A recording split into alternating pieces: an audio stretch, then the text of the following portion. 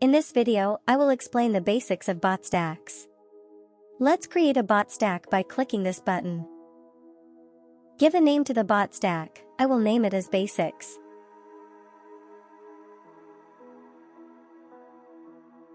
Now we are in Botstacks Canvas Designer. This is the place where we build our AI assistant.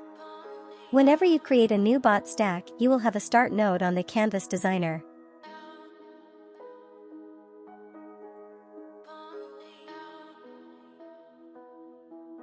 You can drag the nodes where you want. You can zoom in and out on the Canvas Designer.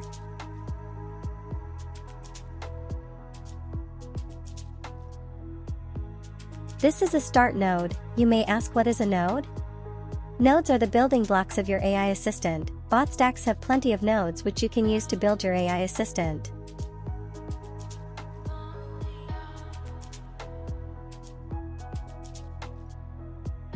Whenever you click a node, it will be highlighted in blue color, which means this node is selected now. When you select a node, you will see the options available to configure the node at the top left side. On top right side of the node, you will see the node name and the index number. This is called as node identifier, and it can be used to reference the nodes. I will show more about this later on this video.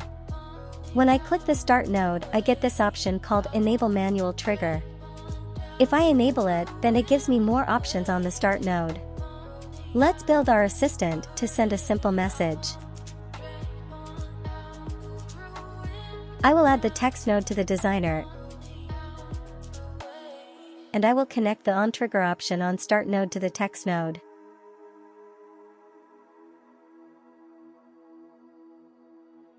Moving the node won't break the connection with other node.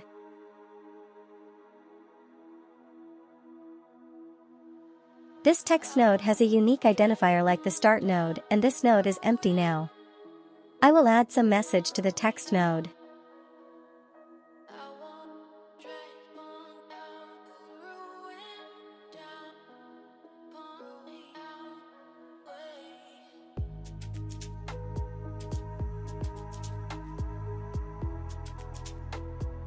Now we have to add the Response AI node. Response AI node will take the message from the text node and send it to the chat.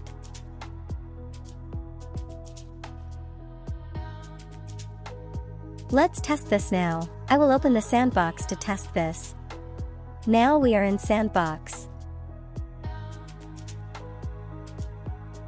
You can see the start node is highlighted, which means we are now in the start node on the sandbox.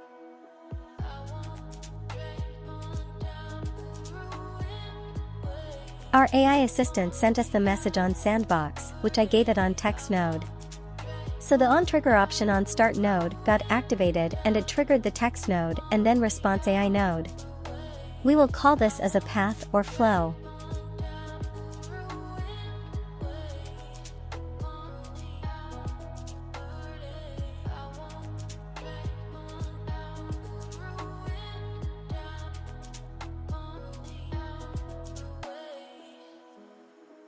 Let's do something little advanced.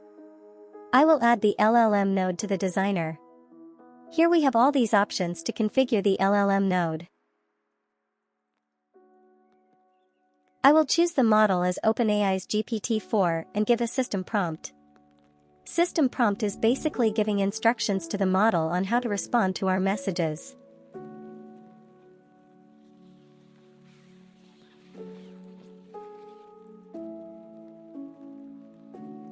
Now I will connect the onMessage option to the LLM node.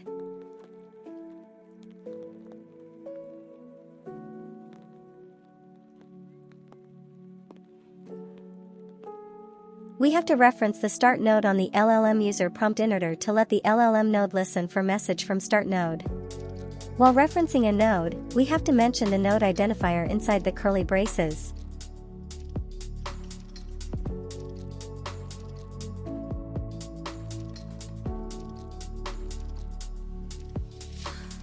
Now we need a Response AI node to connect to the LLM node. You can connect it to this Response AI node, but I will add a new one. You may ask why we need to add Response AI node here. We need it because the LLM node processes the data and the Response AI node will take the data and send it to the chat. Here you can see Start Node is highlighted, which means we are now in the Start node, and the Start now has two paths.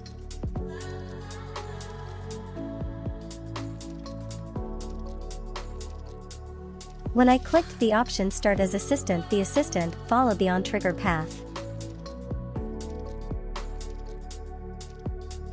I will send a message on the sandbox to see which path will the assistant follow.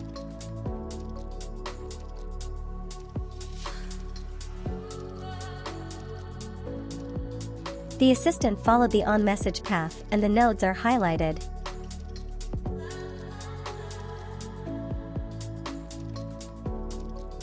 The assistant answered my question, and here we have this AI response details. This will show us more information like response time, tokens, and model used.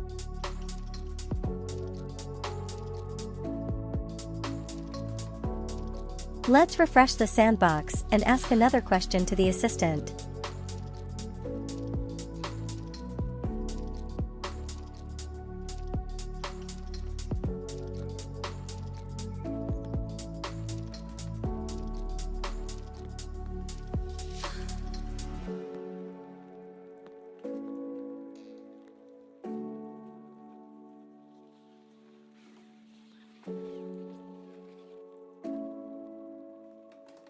Again, the assistant followed onMessage path as it is set to get triggered when user sends the first message on chat.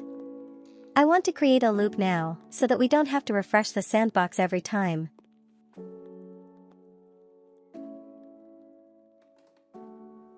I will add the Listen node. What this will do is, it waits for user message on the chat and collect it.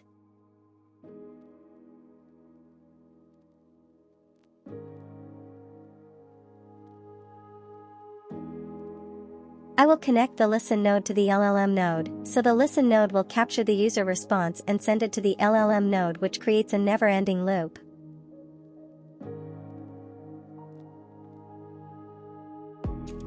We have to take note of the Listen node identifier and reference it on the user prompt on LLM node, in order to let the LLM node listen for message from Listen node.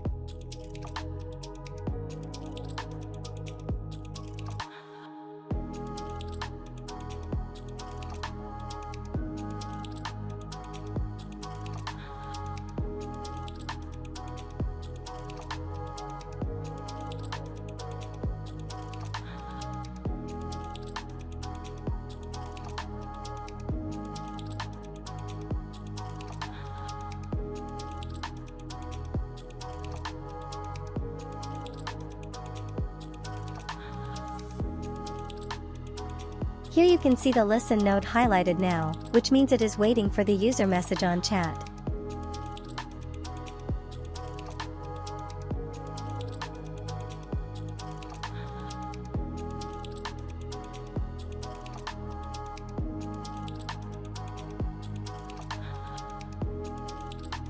Now you can see the loop here.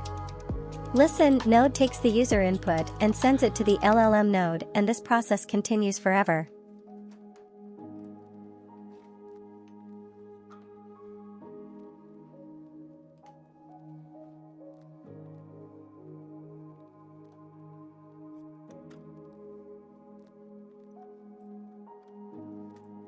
Here the text cuts off at the end. This is because of the max token limit set on LLM node. Let's quickly increase the token limit.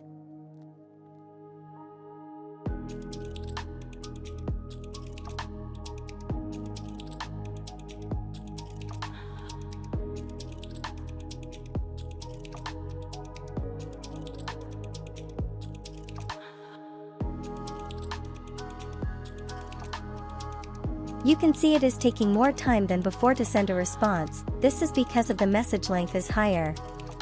This time the message didn't cut off because of token consumed is less than the max token limit.